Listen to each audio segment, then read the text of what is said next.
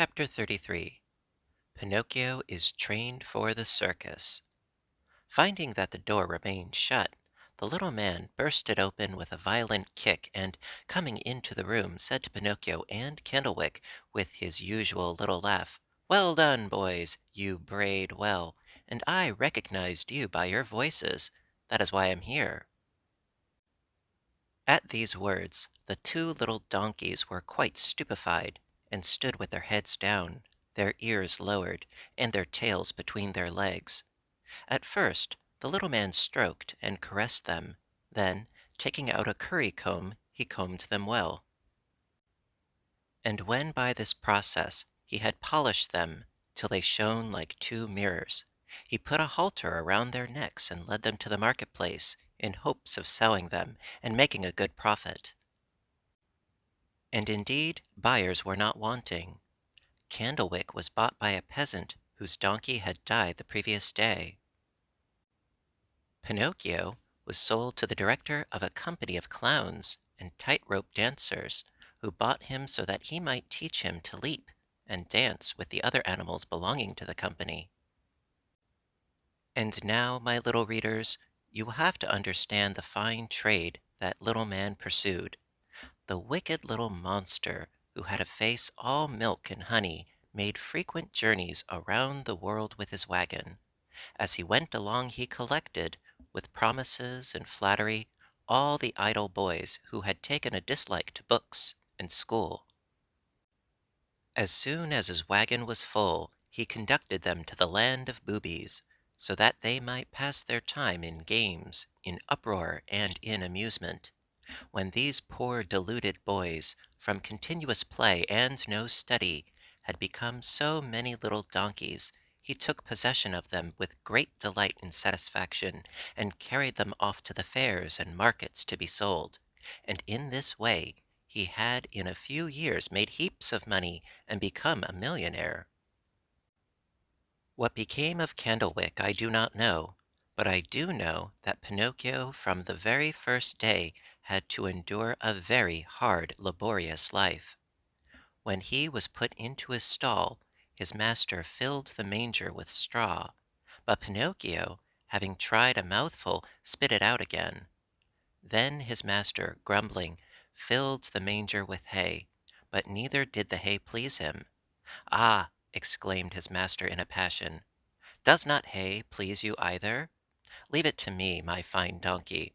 If you are so full of caprices, I will find a way to cure you." And by way of correcting him, he struck his legs with his whip. Pinocchio began to cry and to bray with pain, and he said, braying, "Hee-haw! I cannot digest straw." "Then eat hay," said his master, who understood perfectly well the asinine dialect. "Hee-haw! Hay gives me a pain in my stomach." "Do you mean to pretend that a little donkey like you must be kept on breasts of chicken and capons and jelly?" asked his master, getting more and more angry, and whipping him again.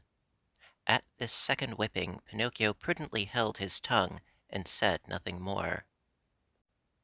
The stable was then shut, and Pinocchio was left alone. He had not eaten for many hours, and he had begun to yawn from hunger. And when he yawned, he opened a mouth that seemed as wide as an oven. At last, finding nothing else in the manger, he resigned himself and chewed a little hay, and after he had chewed it well, he shut his eyes and swallowed it. "This hay is not bad," he said to himself, "but how much better it would have been if I had gone on with my studies. Instead of hay, I might now be eating a lunch of new bread and a fine slice of sausage, but I must have patience." The next morning when he woke, he looked into the manger for a little more hay, but he found none, for he had eaten it all during the night. Then he took a mouthful of chopped straw, but while he was chewing it, he had to acknowledge that the taste of chopped straw did not in the least resemble a savory dish of macaroni or pie. "But I must have patience," he repeated as he went on chewing. May my example serve at least as a warning to all disobedient boys who do not want to study. Patience. Patience indeed, shouted his master, coming at that moment into the stable. Do you think, my little donkey, that I bought you only to give you food and drink? I bought you to make you work, and so that you might earn money for me. Up then, at once. You must come with me into the circus, and there I will teach you to jump through hoops, to go through frames of paper head foremost, to dance waltzes and polkas, and to stand upright on your hind legs. Poor Pinocchio, either by love or by force, had to learn all these fine things, but it took him 3 months before he had learned them, and he got many a whipping that nearly took off his skin. At last a day came when his master was able to announce that he would give a really extraordinary performance. The many-colored placards stuck on the street corners were thus worded: Great full dress performance. Tonight will take place the usual feats and surprising performances executed by all the artists and by all the horses of the company, and moreover the famous little donkey Pinocchio, called the Star of the Dance, will make his first appearance. The theater will be brilliantly illuminated. On that evening, as you may imagine, an hour before the play was to begin, the theater was crammed. There was not a place to be had either in the pit, or in the stalls, or in the boxes even, by paying its weight in gold. The benches around the circus were crowded with children, and with boys of all ages who were in a fever of impatience to see the famous little donkey Pinocchio dance. When the first part of the performance was over, the director of the company, dressed in a black coat, white breeches, and big leather boots that came above his knees, presented himself to the public, and, after making a profound bow, he began with much solemnity the following ridiculous speech: Respectable public, ladies and gentlemen, the humble undersigned being a passer-by in this illustrious city, I have wished to procure for myself the honor, not to say the pleasure, of presenting to this intelligent and distinguished audience a celebrated little donkey, who has already had the honor of dancing in the presence of His Majesty the Emperor of all the principal courts of Europe. And, thanking you, I beg of you to help us with your inspiring presence, and to be indulgent to us. This speech was received with much laughter and applause, but the applause redoubled and became tumultuous when the little donkey Pinocchio made his appearance in the middle of the circus. He was decked out for the occasion. He had a new bridle of polished leather with brass buckles and studs, and 2 white camellias in his ears. His mane was divided and curled, and each curl was tied with bows of colored ribbon. He had a girth of gold and silver around his body, and his tail was plaited with amaranth and blue velvet ribbons. He was, in fact, a little donkey to fall in love with. The director, in presenting him to the public, added these few words: My respectable auditors, I am not here to tell you falsehoods of the great difficulties that I have overcome in understanding and subjugating this mammal while he was grazing at liberty among the mountains in the plains of a torrid zone. I beg you will observe the wild rolling of his eyes, every means having been tried in vain to tame him and to accustom him to the life of the domestic quadrupeds. I was often forced to have recourse to the convincing argument of the whip.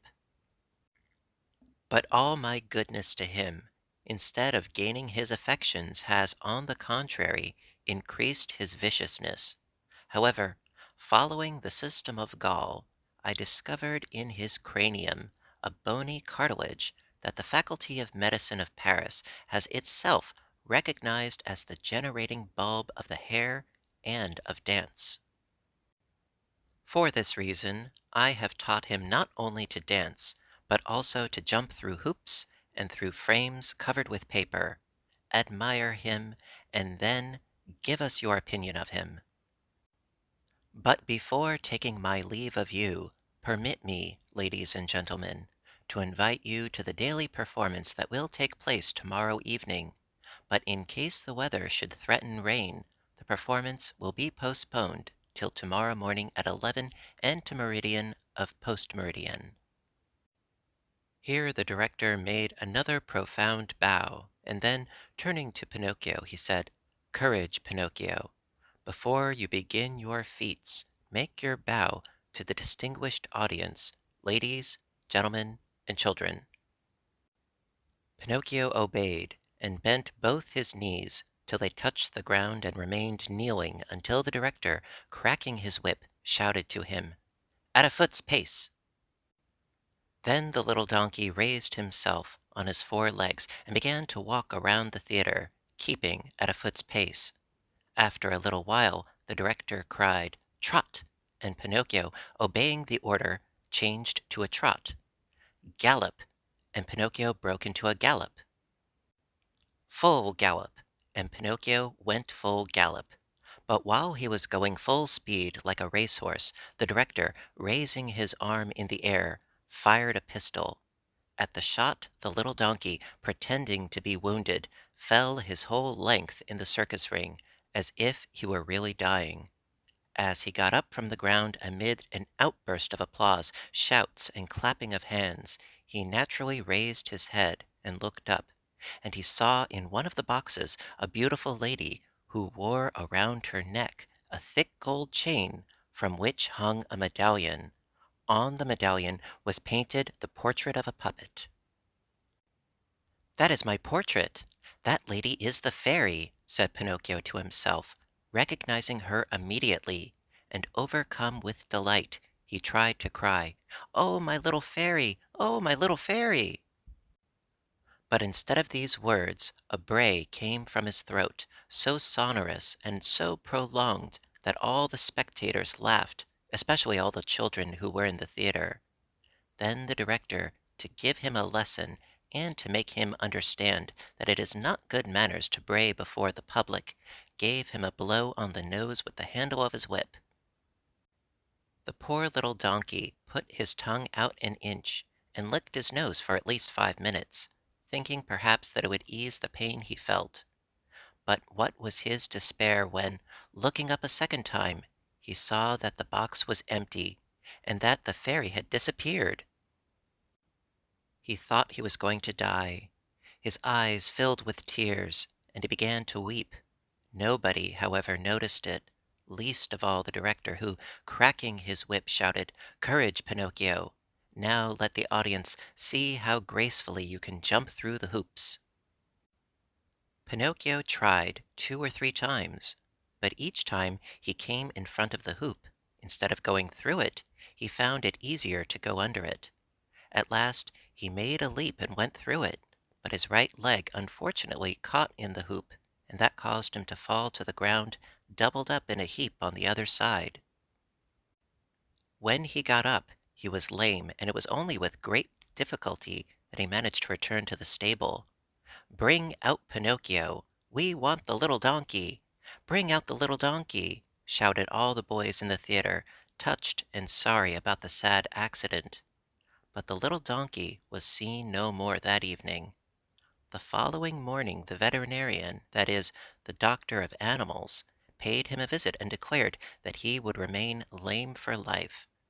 The director then said to the stable boy, "What do you suppose I can do with a lame donkey?" "He would eat food without earning it. Take him to the market and sell him." When they reached the market, a purchaser was found at once. He asked the stable boy, "How much do you want for that lame donkey?" "$20." "I will give you $2. Don't suppose that I am buying him to make use of. I am buying him solely for his skin. I see that his skin is very hard, and I intend to make a drum with it for the band of my village."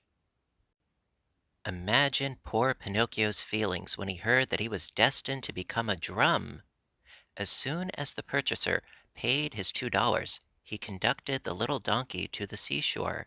He then put a stone around his neck and, tying to a rope, the end of which he held in his hand around his leg, he gave him a sudden push and threw him into the water. Pinocchio, weighted down by the stone, went at once to the bottom, and his owner, keeping tight hold of the cord, sat down quietly on a piece of rock to wait until the little donkey was drowned, intending then to skin him.